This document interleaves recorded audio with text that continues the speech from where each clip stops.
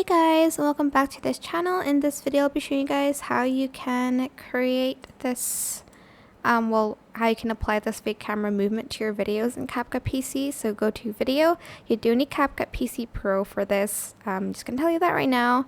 And you're going to scroll down until you find camera tracking. You can also use AI movement if you'd like to.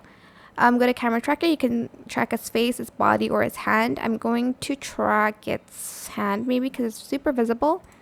Then I'm going to press start, and it's going to track the camera, like her hand, as best as it can.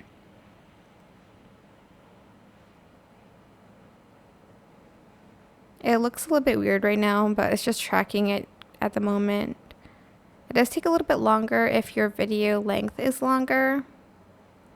Then here I'm going to select fit to canvas. It will zoom in on it a lot, and you can also lock object size here.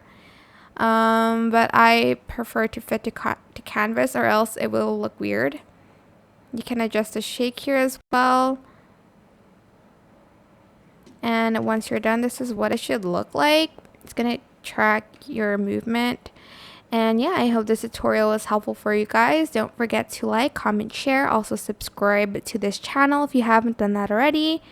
If you have any more questions, just leave it in the comment section down below. I will try my best to answer them all for you guys. If you found this video helpful, please click the thanks button above the description box down below. Thank you so much for watching. Bye!